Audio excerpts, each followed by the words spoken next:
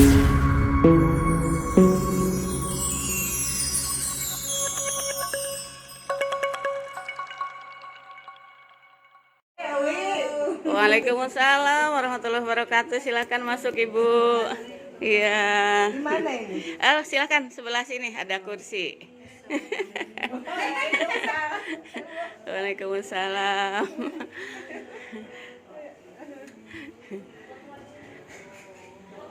Bung lima biasanya Ibu nak di dia sarang abdi.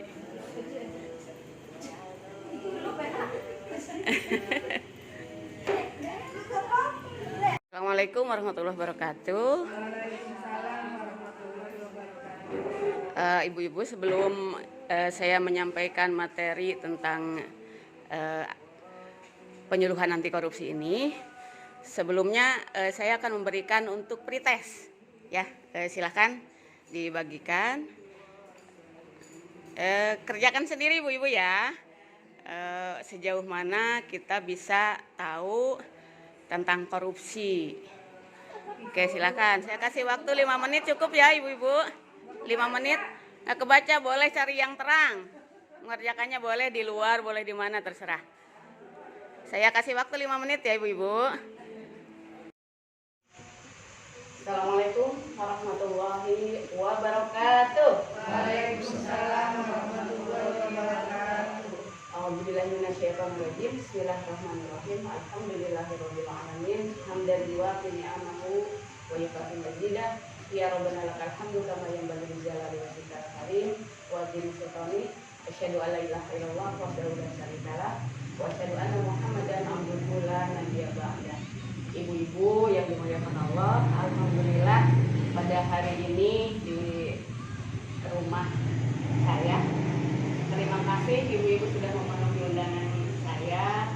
Di sini saya sebagai calon penyuluh anti korupsi ingin menyampaikan penyuluhan awal mungkin dengan ibu-ibu ya. Mudah-mudahan langkah ibu-ibu dari rumah sampai ke sini menjadikan ibadah bagi kita semua. Oke, sebelum saya memulai penyampaian materinya, marilah kita bersama-sama mengucapkan basmalah. Bismillahirrahmanirrahim. Oke, sebelum masuk ke materi, saya ingin mengajak ibu-ibu untuk melihat kuis seperti ini, dan ini terdiri atas 4 pertanyaan untuk menguji apakah qualified atau menjadi seorang profesionalkah kita. Pertanyaannya mudah saja. Jadi jawab saja sebisa ibu-ibu. Silakan. Oke, pertanyaan nomor 1. Bagaimana caranya memasukkan seekor jerapah ke dalam kulkas? Coba ada yang tahu? Ya. Dengan membuat gambar jerapah dan masukin ke botol, masukin ke kulkas. Jerapahnya asing ibu. Yang lain? Yang lain? Nggak ada? Coba lihat jawabannya ke bawah. Oke, jawaban yang benar, buka kulkasnya, masukkan jerapahnya, tutup kembali kulkasnya. Bisa atau tidak terserah saja, pokoknya kita masukin aja gitu kan. Nah, tes ini untuk menguji apakah ibu-ibu merespon hal yang sederhana dengan cara yang kompleks. Lanjut, pertanyaan kedua. Bagaimana caranya memasukkan gajah ke kulkas sekarang? Ada yang tahu silakan? Oke, ibu-ibu yang lain. Silakan. Bebas aja, nggak apa-apa, jangan takut salah. Oke, silakan ibu. Wah, nggak akan bisa masuk bu. Kenapa? Coba kita jawabannya. Kenapa gajah itu tidak bisa masuk? Silakan. Jawabannya buka kulkas, masukkan gajah. Keluarkan itu apa? Yang benarnya buka kulkas, keluarkan dulu jerapahnya. Kan tadi kalau berdua kamu kan keluarkan dulu jerapahnya, baru kembali masukkan gajah. Nah, tes ini untuk menguji kemampuan kita untuk berpikir menyeluruh atas tindakan yang sudah kita ambil. Oke, pertanyaan selanjutnya, yang ketiga. Ini ada Raja Hutan nih, atau The Lion King yang kita kenal ya, menjadi tuan rumah konferensi para binatang. Semua binatang tentunya hadir. Tapi siapa yang nggak hadir? Ada yang tahu? Ayo. Yang tidak hadir binatang mana? Ketika singa ini menjadi tuan rumah dan akan mengadakan konferensi. Coba Ibu. Ular. Kenapa ular? Jerapah yang tadi. Jerapah yang tadi. Coba kita lihat jawabannya. Gajah karena masih dalam kulkas. Coba lihat, kita lihat. Yang benar gajah. Jerapah itu kan udah keluar tadi sudah ikut konferensi ya.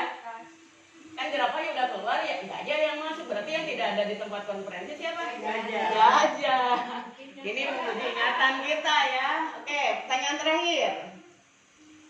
Oke, jika Anda menemui kegagalan dalam 3 pertanyaan pertama, Anda masih punya 1 kesempatan untuk membuktikan kemampuan Anda. Oke, pertanyaannya. Pertanyaan keempat, Anda harus berenang menyeberangi kali tempat buaya banyak berhuni. Caranya bagaimana? Ayo, ini pertanyaan terakhir. Harus benar. Siapa yang menjawab? Lemparin makanan. Lemparin makanan. Kayak ayam. Kan ayamnya lagi konferensi, Bu. Apa ya? Coba. Yang lain? Buayanya diituin, dibaris. Oh, belum apa-apa sudah. Ini kali buayanya. Oke? Yang lain nggak ada lagi? Oke, kita lihat jawabannya. Jawabannya tinggal berenang aja, kan buayanya lagi konferensi tadi. Nah, ini untuk menguji apakah kita belajar dari kesalahan yang lalu. Oke, kita masuk ke materi ya. Coba. Dijeda dulu. Dijeda dulu. Oke, sekarang kita masuk ke materi. Itu tadi biar kita fokus dulu ya. Saya mengajak ibu-ibu agar kita fokus untuk melihat materi. Sebenarnya materi dasar yang anti korupsi itu banyak. Ada 15 materi. Cuma kita untuk kesempatan kali ini saya hanya akan menyampaikan tentang bahaya dan dampak korupsi. Silakan, Bu. Oh ya, saya belum mengenalkan diri ya. Saya diklik lagi. Diklik lagi, enter. Iya. Klik lagi. Ini nama saya, Isa. Sepertinya ada gelarnya banyak ya. Itu sangat senang, sangat percaya diri. Gimana lah, hebat gitu ya. Oke, lanjut. Saya mengajar di SMKN 1 Keragilan, mengajar guru PPKN, dan sekarang alhamdulillah saya dipanggil untuk mengikuti pelatihan anti korupsi gitu ya, sehingga bisa menyampaikan kepada ibu-ibu. Oke, diklik, kita maju ke ini gambar apa coba? Pohon? Orang. Wajah. Oke, wajah. Kalau wajah ada berapa wajah? Ada 6. 7, yakin? 1, 2, 3, 4, 5, 6, 7. Oke. 1, 2, 3, 4, 5, 6. Coba. 8. Iya, 8. Ini 2, 3, 4, 5, 6, 7, 8. Oke. Berikan 9, yang mana satu lagi? Enggak ada. Yang madep ke atas. Nah, itu Ini? ya, atasnya. Oh, itu wajah ini. Ya, bawahnya, Bu. Itu kan mata sama Ibu. Itu rambutnya. Itu mata mah itu udah 7. Kan Ibu udah nenek-nenek. Iya. Ya, pokoknya kalau itu sembunyi berarti 9 ya. Itu kode nenek. Ya, udah. Udah, fokus lagi, lanjut.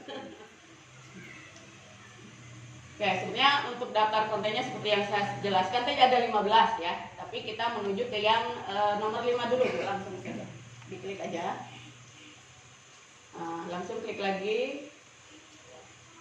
Langsung klik lagi. Ini yang ketiganya, klik lagi. Klik lagi nah ini yang ingin saya bahas. Dampak korupsi dalam berbagai bidang sektor, itu dalam bidang ekonomi, sosial, budaya, pertahanan keamanan. Tapi yang saya tarik, kita bicara yang satu aja, dampak korupsi dalam bidang ekonomi, ya. Di antaranya penurunan produktivitas, kemudian menurunnya pendapatan negara dari pajak, meningkatkan utang negara, kemudian menurunnya pertumbuhan ekonomi dan investasi, selanjutnya rendahnya kualitas barang dan jasa, kemudian menambah beban dalam transaksi ekonomi, selanjutnya ketimpangan pendapatan dan meningkatnya kemiskinan. Itu diantaranya dampak korupsi dalam bidang ekonomi, dalam bidang pertahanan keamanan, dalam bidang kemiskinan.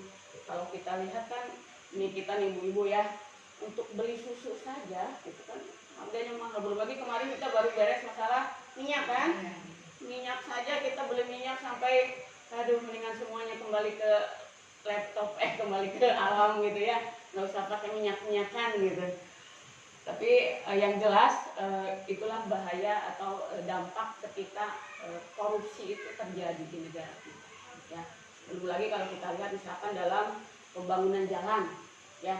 Kalau misalkan dari pemborong ini suka minta jatah berapa persen gitu ya, yang harusnya untuk beli aspal di ini dikurangi, gitu kan, diambil, sehingga yang harusnya jalan itu sampai 25 tahun ke depan bagus, ini baru 10 tahun sudah hancur lagi gitu kan. Belum lagi dalam pembangunan gedung atau di sekolah misalkan kan, atau belum lagi misalkan ketika terjadi kita yang jauh-jauh, kita misalkan sekarang lagi pada di sekolah itu lagi penerimaan mahasiswa baru kan, itu seringkali terjadi korupsi juga banyak ya. Anak kita nggak diterima lewat pintu belakang ya. Coba sih masukin anak saya gitu kan. Atau ketika gini, ibu-ibu punya anak nih, dibagi rapot, wah anaknya alhamdulillah bagus nih nilainya, ngasih ke wali kelasnya. Itu tindak pidana korupsi juga, namanya suap. Jadi hati-hati juga gitu ya. Kalau misalnya kita nanti bicara tentang pasal, itu kena pasal kita yang bisa ditangkap oleh KPK gitu ya. Jadi harus hati-hati dalam berbuat ya. Oke, lanjut Bu, silakan. Nah, dampaknya karena korupsi ini merupakan benalu sosial dengan dampak yang sangat besar.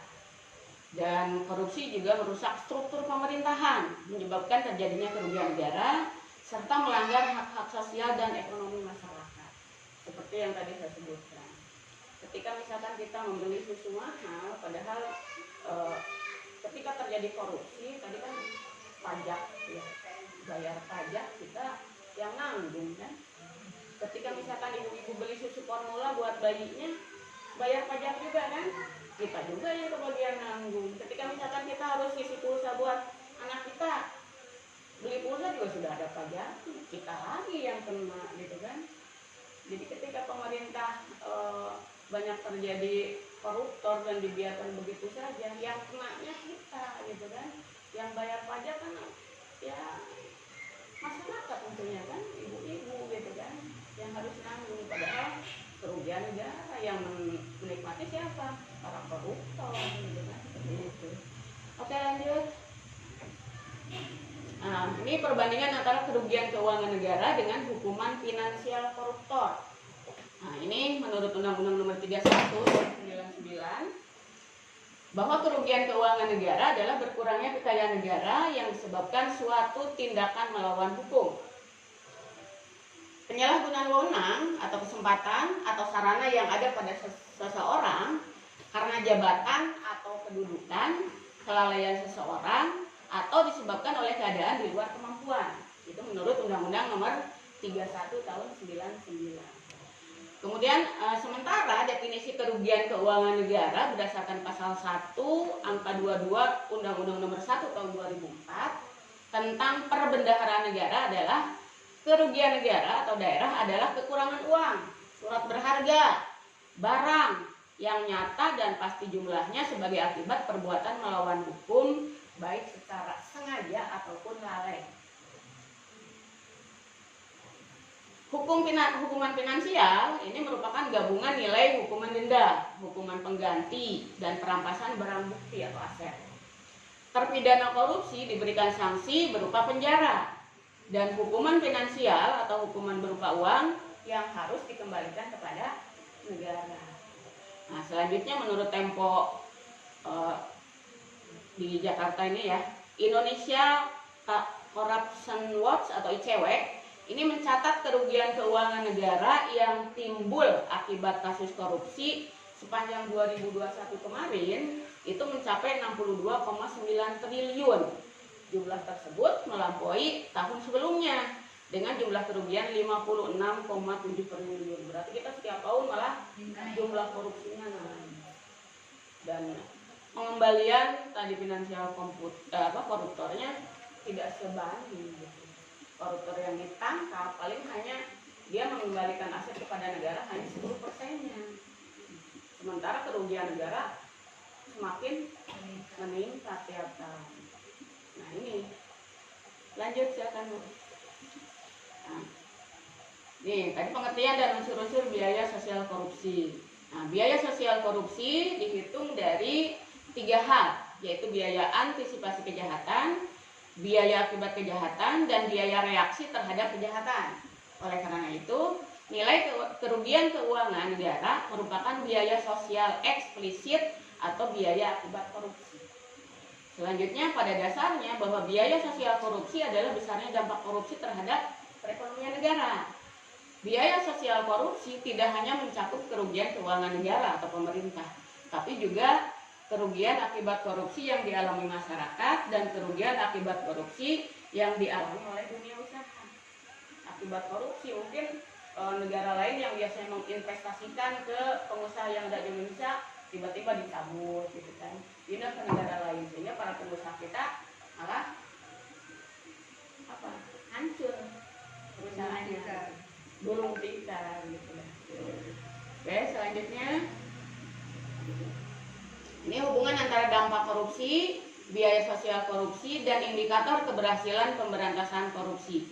Dampak korupsi ini merupakan penyebab kemiskinan tercermin dari mahalnya harga jasa dan pelayanan publik yang kita rasakan sekarang ya.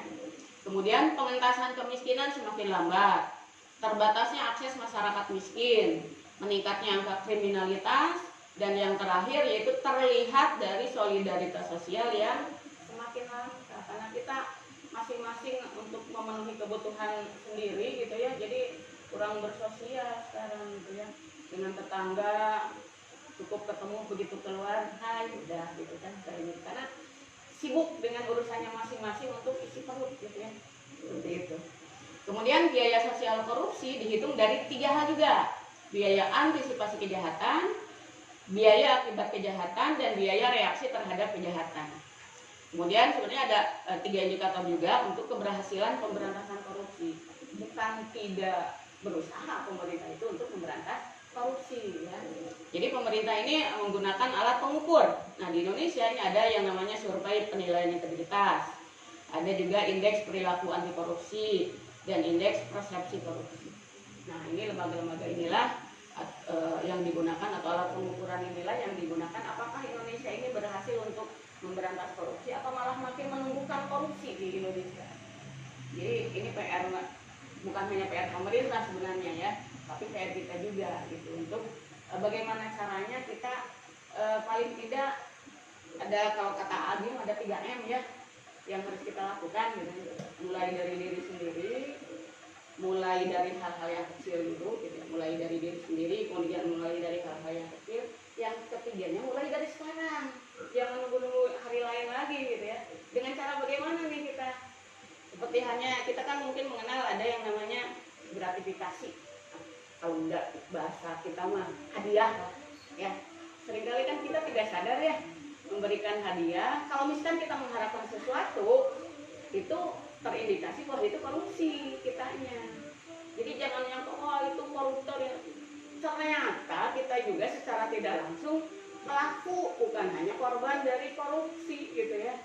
Jadi bagaimana caranya kita bisa juga melaksanakan anti korupsi itu yang seperti apa? Dimulai dari hal-hal yang kecil dulu aja.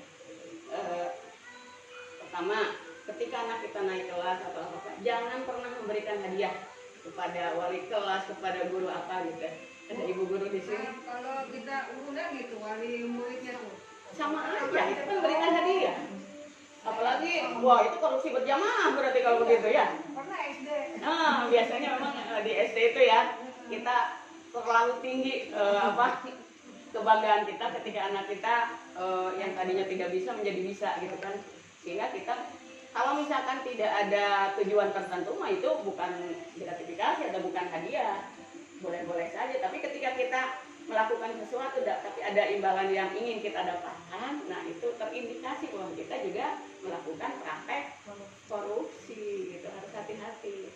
Jadi dari hal-hal yang kecil dulu dari sekarang, termasuk itu terindikasi korupsi seperti itu.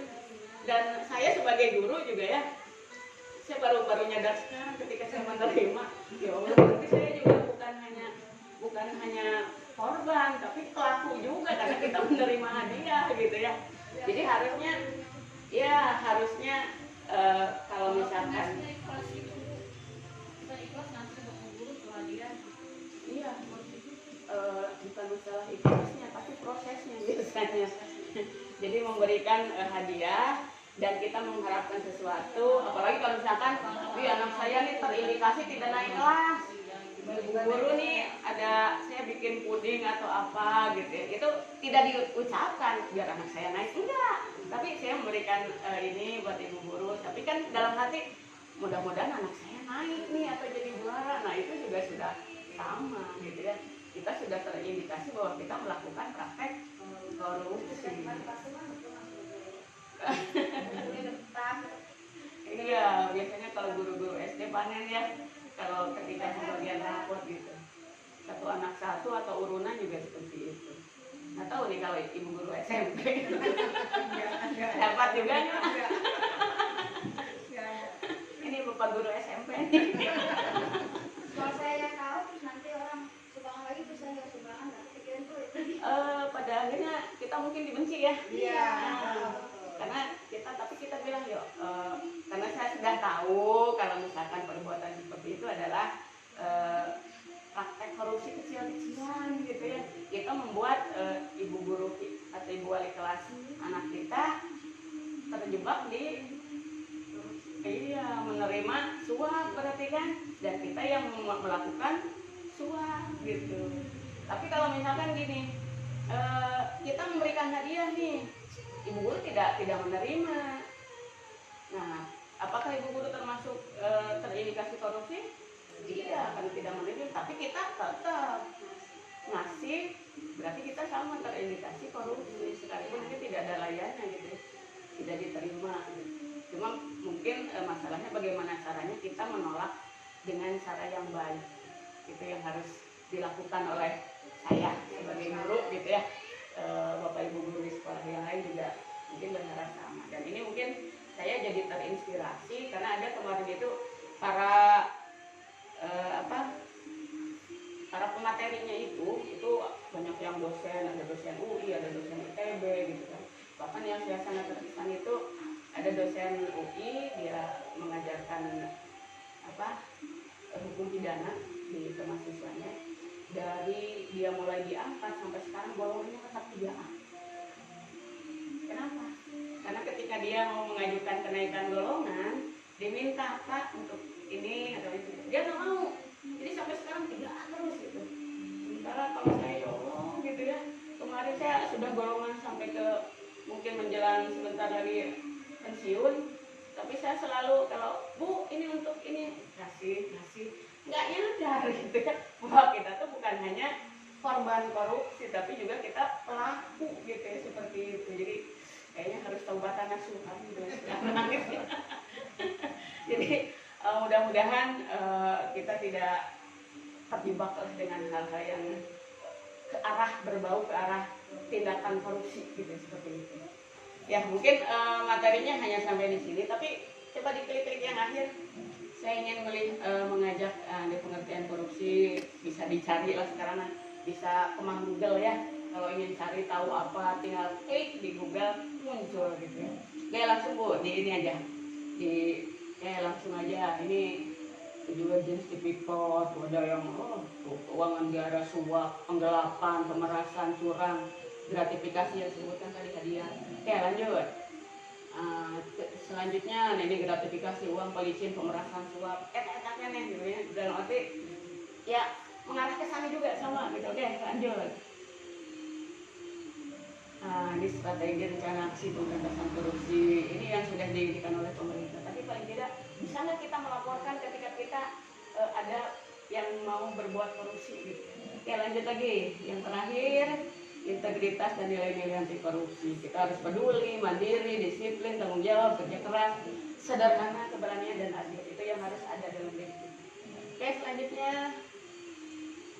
ini. Sebenarnya kalau ada kuda seperti ini saya inginnya ikut lari nantap semua koruptor yang ada di Indonesia gitu ya. Oke lanjut Bu. Ini kalau ada tiang listrik kayak gini saya buat koruptornya pintang gitu kan.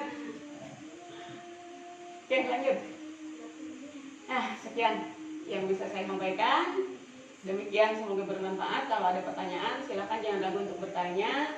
Ingat pepatah malu bertanya sesat di jalan. Nah, sementara klik lagi, saya ingin mengejar koruptor, diklik lagi biar lebih cepat. Klik lagi Bu, enter lagi. Kalau ada mobil kayak gini lebih cepat kayaknya ya. Oke, sekian. Wabillahi taufiq wal hidayah. Assalamualaikum warahmatullahi wabarakatuh. Waalaikumsalam warahmatullahi wabarakatuh. Tadi sudah melakukan pretest kan ibu-ibunya ya. Saya kembali memberikan soal yang sama dengan tadi, ini sebagai post test. Silahkan dijawab kembali setelah ibu-ibu mendapatkan pencerahan barusan, apakah masuk atau tidak. Masih ada pulsanya kan? Tidak ya. Oh diambil silakan. Sebentar. Nggak apa-apa, saya hadiah saya kasihkan ke ibu-ibu.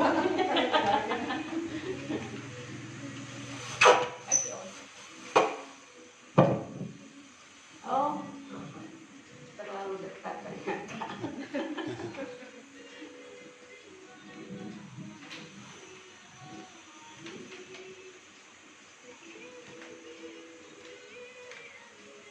Tapi yang tadi ada yang bertanya, materi yang saya sampaikan tadi jelas atau tidak jelas jangan-jangan, atau tinggal mempraktekkan kitanya dalam kehidupan sehari-hari.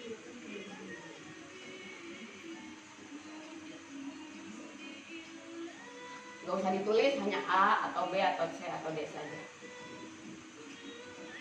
Ini perbuatan nyontek juga terimitasi ini. Jadi kena semua kitanya ya. Semakin berhati-hati berarti kita dalam melangkah ya, dalam berperilaku.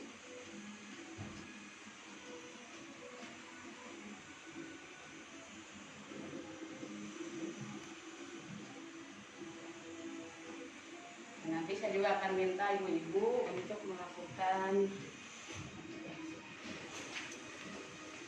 nanti diisi saja sambil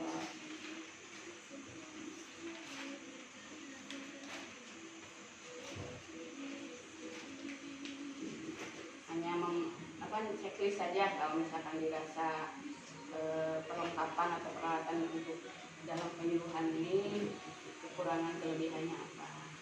Nanti kalau itu sudah selesai, nanti saya bagikan lagi untuk dapat checklist perlengkapan. Ya mungkin sekian yang bisa saya sampaikan, kurang lebihnya saya mohon maaf. Assalamualaikum warahmatullahi wabarakatuh.